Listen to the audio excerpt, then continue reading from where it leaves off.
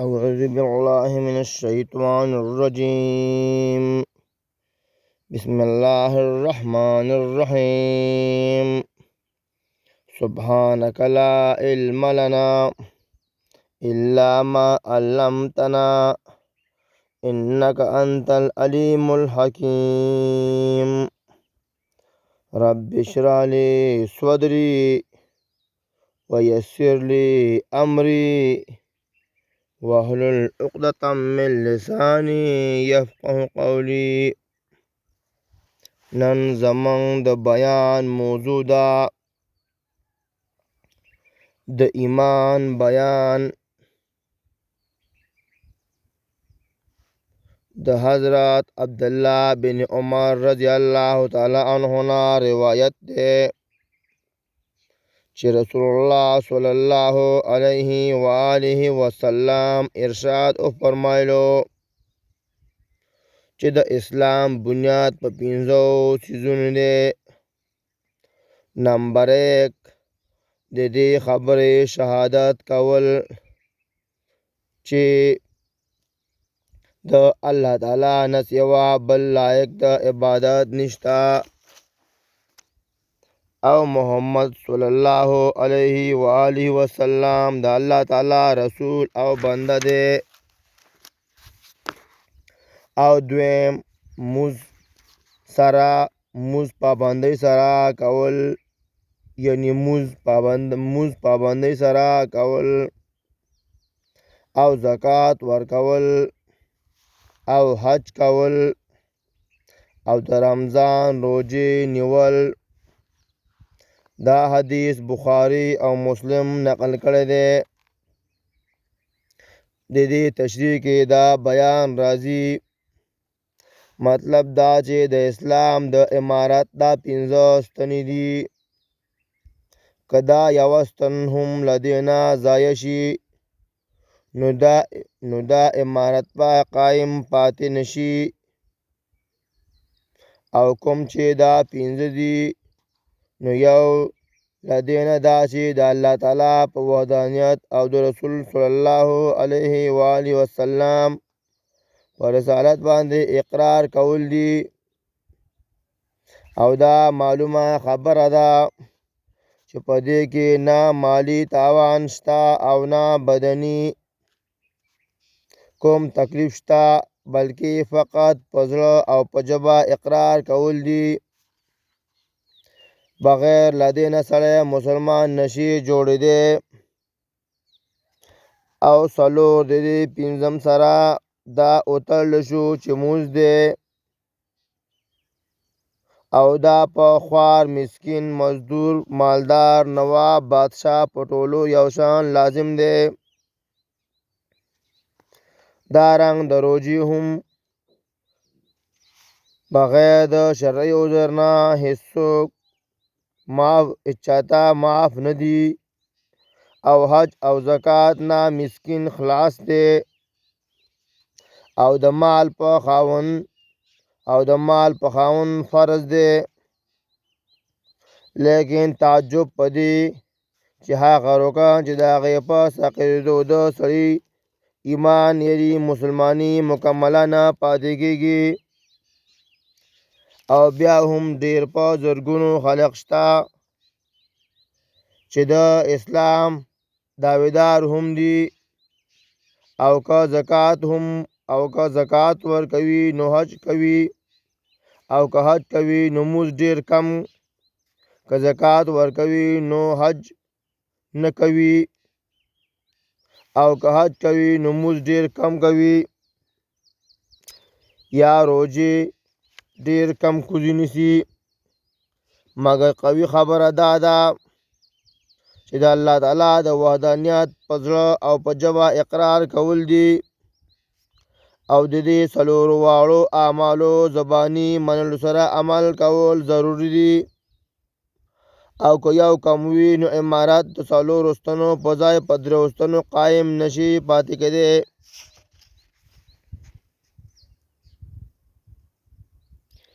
د حضرت عبدالله بن عمر رضی الله تعالی عنهما روایت ده چې رسول الله صلی الله علیه و آله وسلم او فرمایل چې کامل مسلمان هغه دی چې د لاس او د ژبې یعنی د ضرر نه بل مسلمان محفوظ وي، او اصل مهاجر هغه دی چې تمام کارونه پرېږدي کوم چې الله تعالی منع کړي دي. دا حدیث بخاری نقل کړی دی. په تشریح کې دا بیان راځي دا الله تعالی ارشاد دی انما المؤمنون اخوة، بېشکه خبره دا ده چې تمام مسلمانان سره رونه دي، او چې رونه دي نو دا لازمه ده چې د یو نه دی بل ته امن وي، او که چېرته یو مسلمان بل ته د څه قسمه ضرر ورسوي، یعنی د لاسونو وي یا د خولې لږ وي یا ډېر، نو الله تعالی به ورته پوره سزا ورکوي. او دارنګ هر کله او هر ځای کې یو سړی د خپل مرګ نه هجرت وکړي، نو پکار دي چې خپل ټول عملونه د الله تعالی د قانون مطابق کړي، هله به د هجرت قابل قبول شي.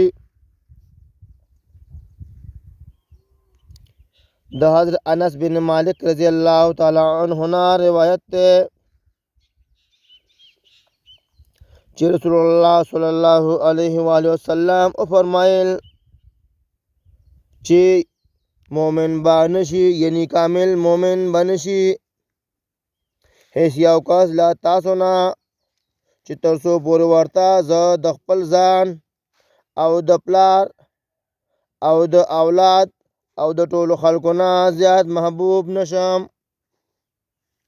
تشریح کې دا بیان لیکي علماء کرامو په دې ارشاد مبارک کې ډېر څه لیکلي دي، مګر خلاصه د خبرې دا ده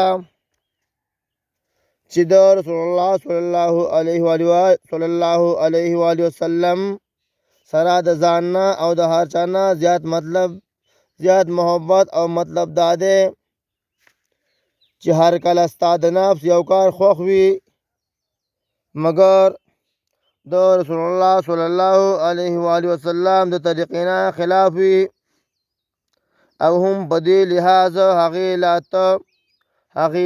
لته ورکوي چې په دې زمانه زما رهبر خفه کېږي، او یا یوه فیصله راشي چې د شریعت په معجب دی پلار یا زوی ملامت وي، او ته د شریعت طرف ته وګرځې او د پلار او د زوی او د هیچ چا پروا ونه ساتې، نو پوه شه چې ستا محبت د الله تعالی او د الله تعالی د رسول سره ډېر دی.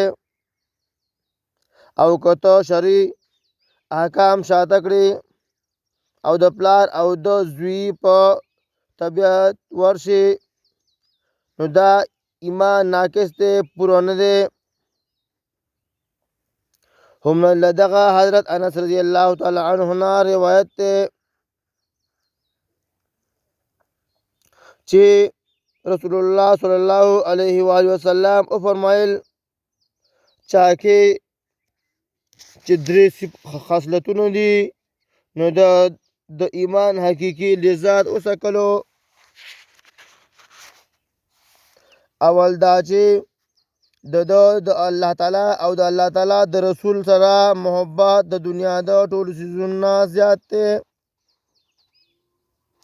او دویم دا چې د بنده سره دوستی محبت صرف د الله تعالی د رضا وي، یعنی د څه لالچ په وجه نه وي. دریم دا چې کله دی د الله تعالی د کفر نه اسلام ته راولي، او بیا د اسلام نه وتل دومره بد ګڼي لکه چې بد ګڼي سړی اور ګزارول د خپل ځان. گزارول د خپل ځان. دا حدیث بخاری او مسلم نقل کړی دی. د حضرت عباس رضی الله تعالی عنہ حضرت عباس رضی الله تعالی عنہ نا روایت ته چې رسول الله صلی الله علیه و وسلم او فرمایل چې کوم کس خوشحالوي په دې چې الله تعالی می پروردگار دی او دین زما اسلام دی او محمد صلی الله علیه و وسلم رسول دی او محمد صلی الله علیه و وسلم زما پیغمبر دی نو د ایمان ذایقه وسکله. دا حدیث مسلم نقل کړی دی. د حضرت ابی هریره رضی الله تعالی عنہ نا روایت ده چې رسول الله صلی الله علیه و وسلم او فرمایل چې الله تعالی فرمایي چې بنی آدم یعنی انسان ماته تکلیف رسوي په دې خبره چې زمانه ته بد رد وایي او حال داده چې زمانہ زایم زما په حکم راځي دا شپه او دا ورځ یعنی گردش د زمانه. دا حدیث بخاری نقل کړی دی.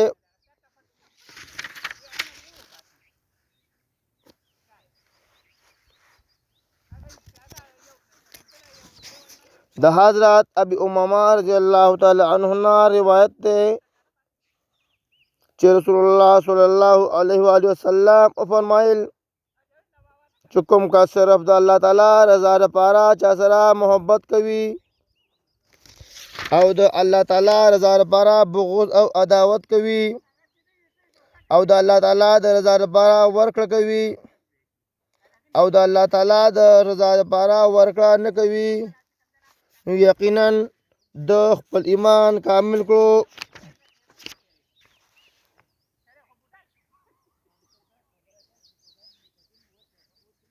الله تعالی دې موږ لا په دې باندې د عمل کولو توفیق نصیب کړي.